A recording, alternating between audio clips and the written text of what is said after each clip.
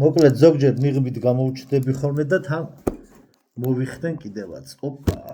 ესე იგი რა ხდება? ესე იგი პირველად როდესაც მიღებით გამოუჩნდი, ხა სანამ კითხებს დასვამენ ამაზე ვიტყვი. და მე გადავიდეთ დაკვამლიანების თემაზე და ამ სმოგის თემაზე და ასე შემდგომ რა. რა საშინელებებს გვასუნთქებენ კაცმა რო არ იცის, ხო? ხო და როდის იყო ესე იგი აგვისტოს ბოლოს იყო თუ სექტემბრის დასაწყისში. მე მგონი აგვისტოს ბოლოს იყო, მიღაბი რო გავიკეთე ესე იგი TikTok-ზე.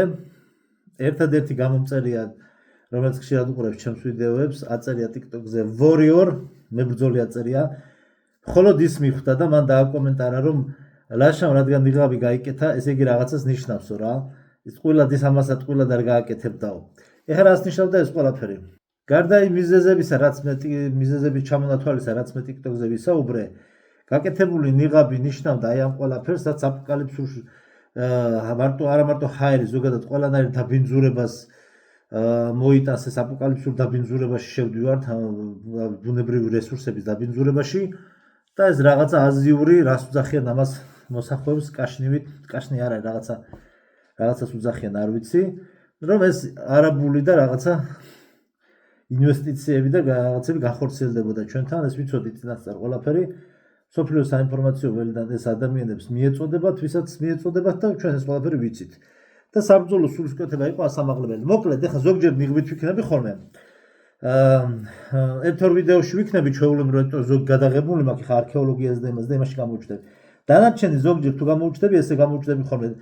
ნიღაბი ეს ფოთოლი, ჩემი ერთ-ერთი იმის რა ქვია, წიგნის პერსონაჟის ბენის ნიღაბია, რომელიც ნელ-ნელა დაიხვეწება და ხა სატესტო რეჟიმში მაქვს რა.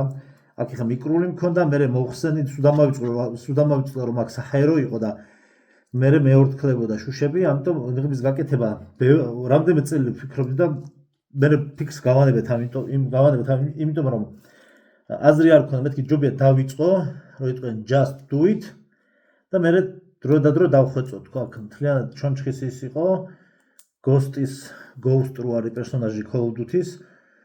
ხო და ეგ უნდა გადაკეთდეს ნელ-ნელა ეს დაემატება რაღაცები.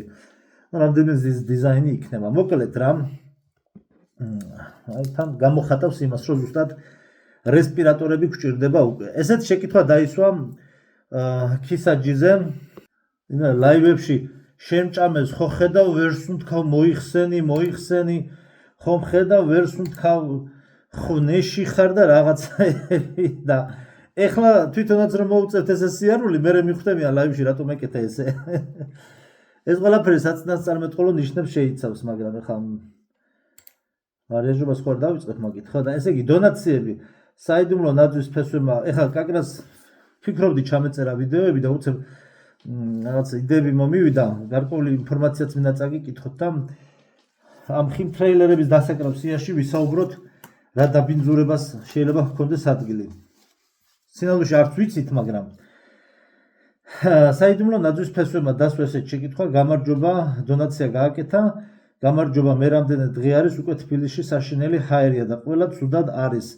უკვე. ხიმ ტრეილერებისგან არის ეს გამოწვეული, მანქანებს ტონობით მტვერი ადებს. მადლობა დონაციისთვის და შეკითხვისთვის, ესე იგი, ეგ ვიდეო ნახე მე ერთ ბიჭსედო რაღაც საქარემინაზე, მოკლედ რამხელა ისიდო და ბოდიშით და ნახველი რო ამომივიდა აი ამ დღეებში ბოდიშით ამ სიტყვაზე შავი იყო რა. აი იმენა ჭუჭყი, ეგ აი როგორი ჭუჭყია, ანუ როგორი ჭუჭყის შემცველობა ქონდა, იცით? აი ბოდიში და იმაზე რომ გიმუშავიათ ნგრევაზე. აი ნიღაბიც რომ გაიკეთო მაინც ნგრევაზე, აი მაგალითად კედლის ნგრევაზე რომ მუშაობდა სარემონტო სამუშაოებზე და დემონტაჟზე. მე ნახველი რო ამოდის მამაკაც მოყვება აი ჭუჭყი რა. აი ჭუჭყი რომ მოყვება, ხო იცით ეს ხო გამოგიცდიათ. აი ზუსტად ეგეთი ნახველი მქონდა ეს დღეები.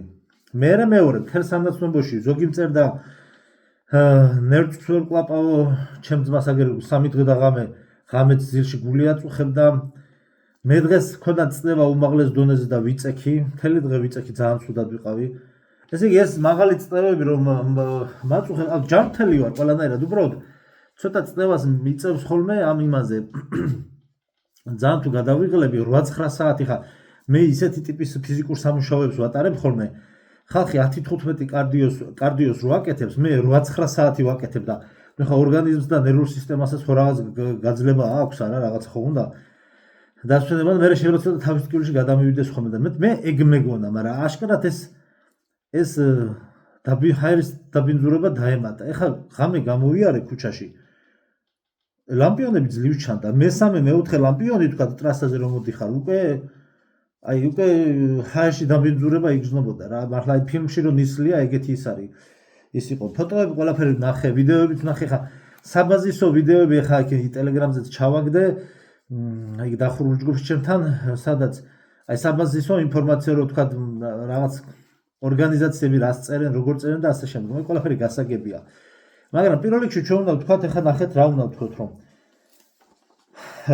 ამას ეხლა ამ დაბინძურებას, ეს დაბინძურება რომ ხელოვნურია, ამაში ხალხმა ორი აზრი აღარ არის და ნელ-ნელა უნდა ცოტა აზე მოვიდეს ხალხი იმ კუთხით, რომ არ შეიძლება ესე ყველაფერს გჯეროდეს, რასაც ტელევიზორში გვაჩვენებენ რა.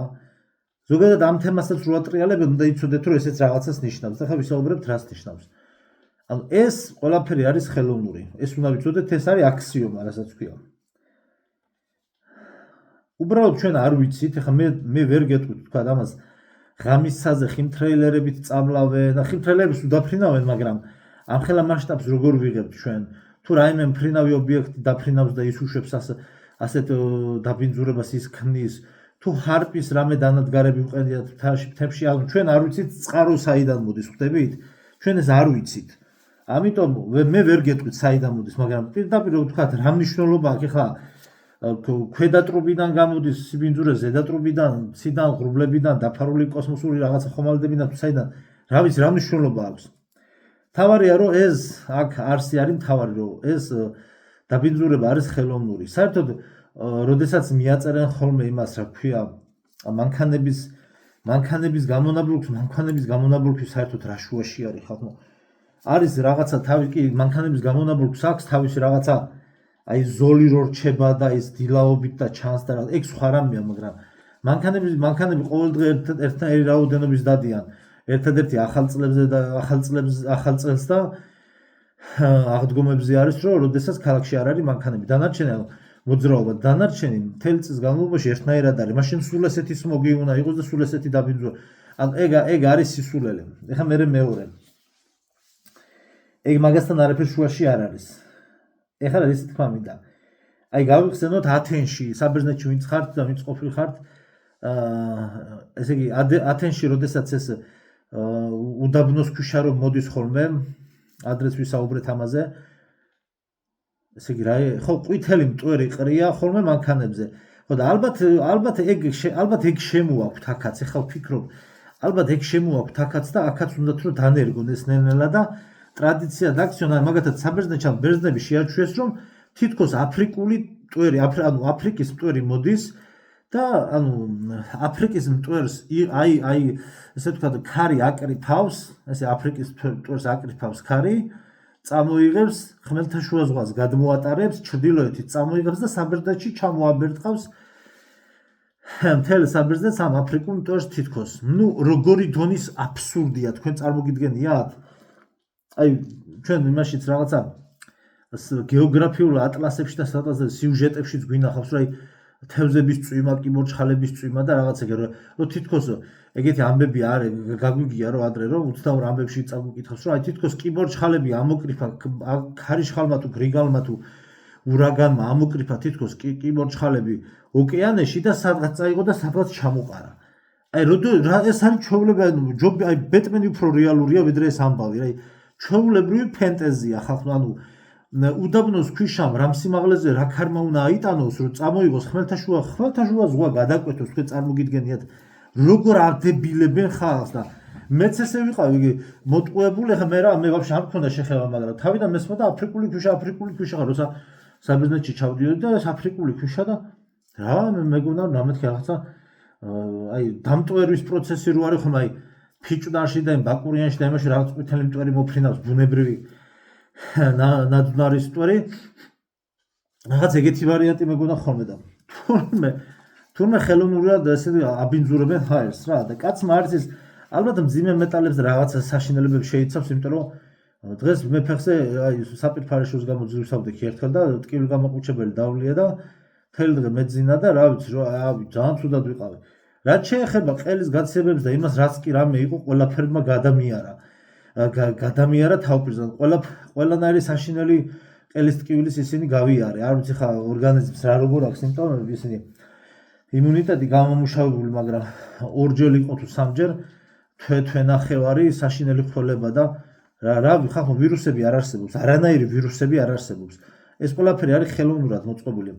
ამიტომაც არის ბრტყელი დედამიწის საკითხებს, როდესაც ასე გიჟივით ვუზივარ, იმიტომ რომ საქართველოს მასშტაბით ამას არავინ არ უზის. ეს ბრტყელი დედამიწის საკითხი არის ყველაფრის თავი და თავი, იმიტომ რომ საერთო ჯამში მე მივედი დასკვიდან, ხა თქვენ ვისაც გინდათ როგორ გაიეზიარეთ, ფილმი Truman Show რაც არის პირდაპირ მნიშვნელობით ჩვენ ანუ ყველანაირი ფაქტი ამაზე მეტყოლებს, რომ ჩვენ ცხოვრობთ პავილიონში, პირდაპირ მნიშვნელობით პავილიონში ვცხოვრობთ. ანუ ტერარიუმი, აკვარიუმი, რას ვთქვიან კიდე ის რო არის კვერცხების გამოსაჩენი ინკუბატორი, აი რა ტერმინს გინდა დაარქვით, ჩვენ ცხოვრობთ ტერარიუმში და რაღაცა პავილიონში, ხელოვნურად შექმნაში და აი ნებისმიერი ქარის დაქროლვაც კი, აი ქარის დაქროლვაც კი. ხა ჩანჩქერი რომ მოდის და იქ ნიავი უბერავს, იმაზე არ არის ლაპარაკი. აი ნებისმიერი ქარის დაქროლვაც კი არის ხელოვნური. ეს არის ხელოვნური მიწისძვრები ურაგანებზე და სტიქიებზე და წყალმოვარდნებზე და ცუნამებზე აღარ ვლაპარაკობ, ვაფშე ყველაფერი ხელოვნურია. ამ თემას იმიტომ მივადექით, რომ ჩვენ უნდა ვიცოდეთ, რომ ეს ყველაფერი არის ხელოვნური, ეს დაბინძურებაც არის ხელოვნური. ეხლა ხან იქნება ხიმთრელერებიდან, ხან ჰარპის დანადგარებიდან და ასე შემდგომ. ჩვენ უნდა გავიხსენოთ ერთი საკითხი. მოგეთ სიმპტომები ქონდა ძალიან ბევრ სანაცნობოში, ძალიან ცუდად იყო ხალხი. ხო და ისე მართლა დავფიქრდი, აი უბრალოდ ეხლა რო იტყვია ხოლმე, ეხლა რო დებენ ხოლმე პოსტებს, რომ დარჩითო სახში დარჩენას რა აზრი აქვს თუ ჰაერის, ეხლა მაგაზე ვფიქრობდი, მეთქი აი ვერ გავიგე, ჰაერის გამწმენდი თუ არა გაქვს, ან თუ კონდიციონერს არ თავდა რაღაცა არ იფილტრება ჰაერი, სახში დარჩენას რა აზრი აქვს, ახლა ფანჯარა ხო უნდა შეავო კაცო, ჟანგბადი გჭირდება, ხო უნდა შემოვიდეს მაინც ჰაერი და აზრი არ აქვს, გახვალ თუ შიგნი იქნები, აზრი არ აქვს, მაგრამ ეხლა დავფიქრდი, რომ შეიძლება სამომავლოდ ეს ჰაერის გამწმენდი ვიყიდო, იმიტომ რომ რაღაც ვიდეოები ვნახე ეს ჭუჭყი როგორ გროვდება იმ ფილტრებში და რაღაც და ხა თქვა ჰაერის გამწმენს თუ ვიყიდი, უკვე მართლა მაგ დროს მასეთ პერიოდში უკვე აჯობებს რომ სახში დარჩე. ეხლა უყურეთ, ნახე მე რა გითხარით? მე გითხარით ეხლა მოქალაქეობრივი ლოგიკური პოზიცია და ნახეთ სადამდე მიმიყვანა ამ ინფორმაციულმა ხმაურმა და ამ რეალობამ სადამდე მიმიყვანა რომ დავრჩე სახლში. მე 112-ის მესიჯებმა რომ მიკონტროლოს, როდის გამოვიდეს სახლიდან, როდის არა. მოგეთ ხალხის კონტროლს ემსახურება ეს ყველაფერი. ეხლა გავიხსენოთ. ღარიბაშვილი, როდესაც იყო პრემიერ-მინისტრი, ოღონ არ მახსოვს, მე მგონი მეორე კი არა, პირველი პრემიერ-მინისტრობის დროს თუ მეორე პრემიერ-მინისტრობის დროს აღარ მახსოვს, მაგრამ მახსოვს რომ მოვისმინე ინფორმაცია, ღარიბაშვილი იყო წასული ერთ-ერთ კონფერენციაზე, ეს იყო კონფერენცია ნახშირ ორჟანგის თუ ჟანგბადის სერტიფიკატებთან დაკავშირებით. ან მომავალში გეგმავენ რომ ანუ ჟანგბადის სერტიფიკატები და ეგეთ რაღაცები გააკეთონ რა. ანუ სუნთქვაზე უნდა დაწესდეს რეგულაციები, ან უნდა დაწესდეს ჯარიმები და გადასახადები. ანუ ხო გაგიგიათ ადრე რო გადაუგდნენ, მალე სუნთქვაზეც იმას დაგვიწესებენო გადასახადებსო. აი ეგ კონფერენცია ტარდებოდა და ღარიბაშვილი იყო ჩასული. ერთ-ერთი ეტაპი იყო. მაგის შემდგომი ეტაპი ეხლა ეს არის, რომ ჰაერს წამლავენ და ინფორმაციულად, ესე ვთქვათ, ლოგიკურად, რა მოვლენებსაც საინფორმაციო ესე ვთქვათ, სიახლეებში განავითარებენ და გვაუწყებენ, მიგვიყვანენ იქამდე ლოგიკურად, მიგვიყვანენ თავიანთი ლოგიკით, მიგვიყვანენ იქამდე, რომ აი რაღაცა დღეები იქნება დაბინძურებული ჰაერი, მე ვისაც გამოსვლა ნდობა ზოგს ნებართვა დაჭირდეს, რაღაც რეგულაციები, არ ვიცი ზოგი რა როგორ იქნება ზუსტად, მაგრამ თავარი არის რომ გადასახადავ სერტიფიკატები უნდა გაიცეს, ჟანგბადის სერტიფიკატები და ეს სამომავლო მასონურ რაღაცა ამათ თავიანთ ესე ვთქვათ პროექტებში ჩადებულია და რეალურად არის. ანუ და გადასახადებსაც დააწესებენ რა თქმა უნდა. ჩამოწვეული მაქვს რაღაცები. აი ეს ყველაფერი მოგდა ეს გარშემო მთელი ეს საინფორმაციო თუნდაც რაიმე აი ოფიციალური წყაროები რასაც წერენ იქ საიტებზე, რაღაც საიტები რო არის, ხო?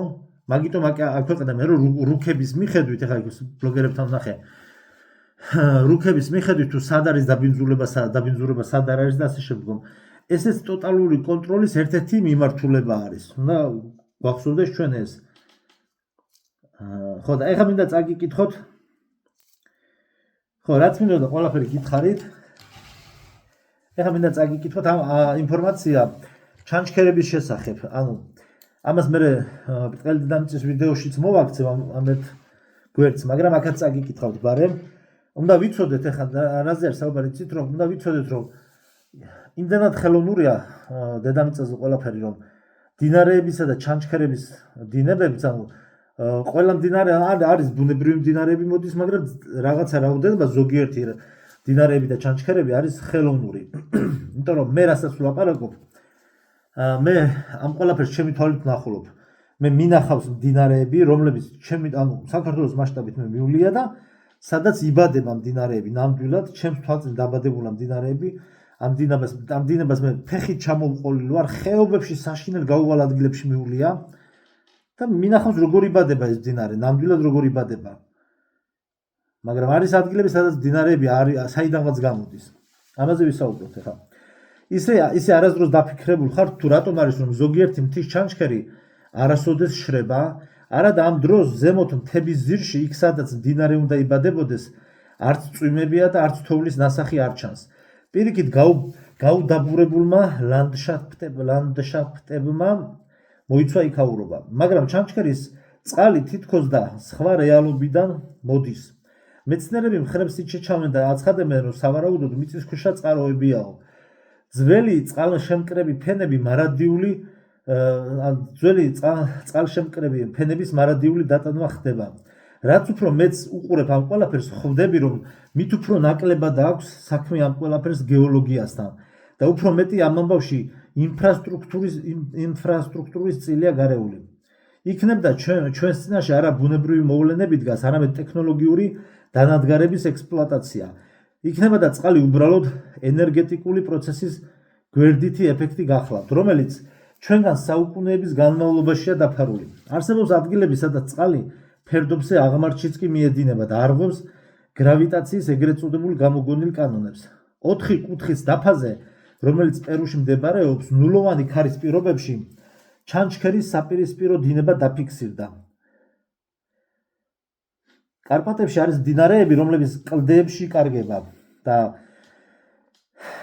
20 კილომეტრის მერე ისევ ჩნდება მაგრამ უკვე გამთბარი ტემპერატურის ეს რა ბუნებრივი ფენომენია თუ რეზონანსული ტუმბო მიწისქვეშა გენერატორების მეშვეობით ახლა კი უფრო უბრალოდ შევხედოთ ზოგიერთი ჩანჩქერი ისეთ ხმას გამოსცემს თითქოს და მის შიგნით გიგანტური ნასუსი მუშაობდეს მაგრამ ამ ხმის წყაროს მიგნება არავის არ შეუძლია ეს შესაძლოა ტექნორეზონანსული ჩართვა იყოს რომელიც უცნობი ენერგიის წყაროებიდან მარაგდებოდეს მაგრამ ამ ყველაფერს ასევე მაგიური ნაწილიც აქვს შამანურ ტომებს წამთ რომ ზოგიერთი ჩანჩქერი სულების გამტარი მოვლენაა სადაც წყალი წინაპრების ხსოვნას ინახავს აპალაჩებში კი ინდიელი ტომების ჩიროკები თვლიდნენ რომ თუკი ჩანჩქერი არასდროს არ შრება ესე იგი ის არა წყლით არამედ დროით იკვებება ეს უკვე მაგიურ სინგულარობასთან შედარებით ახლოსაა წერტილები სადაც ფიზიკური სივრცე მეტაფიზიკურს ერწყმის ზოგიერთი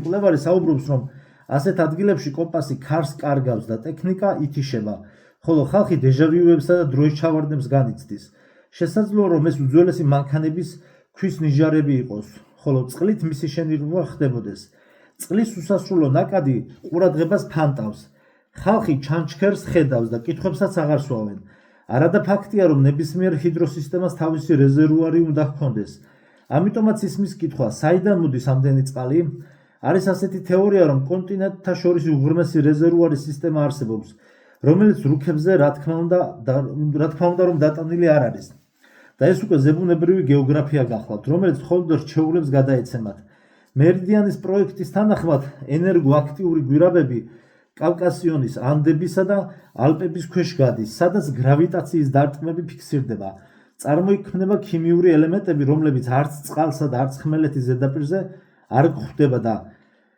გარკვეულ დღეებში ხმებიც კი ისმის არა ჩიტების ჭიკჭიკის, არამედ დაბალი სიხშირის ზუზუნი. თითქოს და ვიღაცამ ცოცხლდებოდეს და შეიძლება ჩანჩქერები ეს არა დინებები, არამედ კლაპანები იყოს. უძველესი მანქანების მექანიზმების კლაპანები, რომელშიც ჩვენ უკვე დიდი ხანია ვცხოვრობთ, მაგრამ აქამდე მაინც ვერ ვამჩნევთ ამ ყველაფერს.